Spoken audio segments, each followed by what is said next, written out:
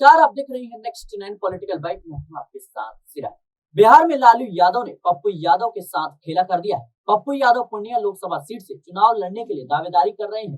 पूर्णिया से टिकट के भरोसे पर ही पप्पू ने अपनी जन अधिकार पार्टी का कांग्रेस में विलय तक कर दिया, लेकिन एंड वक्त पर अब लालू यादव ने पूर्णिया जिले की ही रुपौली सीट से नीतीश कुमार की पार्टी जनता दल यूनाइटेड यानी जेडीयू की विधायक बीमा भारती को राष्ट्रीय जनता दल यानी आरजेडी ज्वाइन कराकर चुनाव के लिए टिकट थमा दिया। पूर्णिया से बीमा की उम्मीदवारी का ऐलान भी लालू, तेजस्वी या आरजेडी के किसी बड़े नेता ने नहीं की, बल्कि खुद बीमा भारती ने ही प्रेस कॉन्फ्रेंस और सोशल मीडिया पोस्ट कर दिया। बता दें कि पूर्णिया सीट पर आरजेडी के उम्मीदवार उतारने के बाद भी पप्पू यादव कांग्रेस से आस लगाए बैठे हैं। उन्होंने दोहराया कि दुनिया छोड़ देंगे लेकिन पूर्णिया नहीं छोड़ेंगे। सवाल यह है कि पप्पू यादव और कांग्रेस पार्टी का अगला कदम क्या होगा। दोनों दलों के बीच सीट बंटवारे का फॉर्मूला अभी तक भी सामने नहीं आ सका है। ऐसे में कांग्रेस और पप्पू यादव के सामने क्या विकल्प बचते हैं। एक रास्ता यह है कि कांग्रेस पार्टी किसी तरह दबाव बनाकर लालू यादव को पूर्णिया सीट छोड़ने के लिए तैयार कर ले, लेकिन इतना आसान नहीं है। कांग्रेस की बार्गेनिंग पावर इतनी ही अच्छी होती तो सीट शेयरिंग के ऐलान के बगैर लालू एक के बाद एक उम्मीदवार उतारते नजर नहीं आते। आरजेडी का टिकट फाइनल होने के बाद भी पप्पू यादव का जिस तरह का रुख नजर आ रहा है, संभव है कि पूर्णिया सीट पर आरजेडी और कांग्रेस के उम्मीदवारों की फाइट देखने को मिल जाए। गठबंधनों के इतिहास में फ्रेंडली फाइट कोई भी बड़ी बात नहीं है।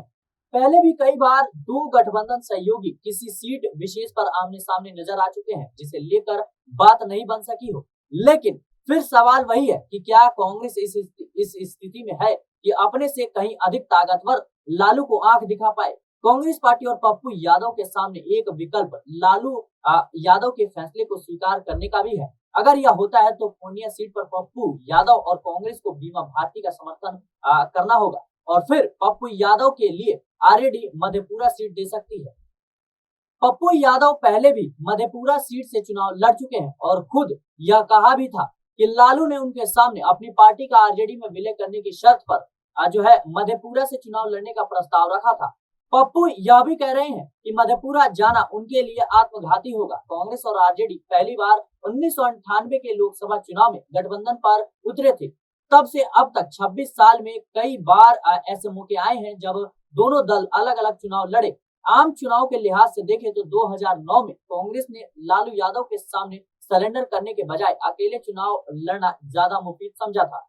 कांग्रेस को तब 2004 की 3 के मुकाबले 2 लोकसभा सीटों पर जीत मिली थी। वहीं बात करें आरजेडी को अकेले चुनाव लड़ने का नुकसान उठाना पड़ा था और साल 2004 की 22 के मुकाबले 2009 में 4 सीटें जीत सकी थी। लेकिन तब और अब के हालात अलग हैं। बता दें कि केंद्र में तब यूपी की सरकार थी। अब एक विकल्प यह भी है कि कांग्रेस लालू यादव के सामने अगर सरेंडर करती है तो पप्पू यादव अपनी राह अलग कर ले।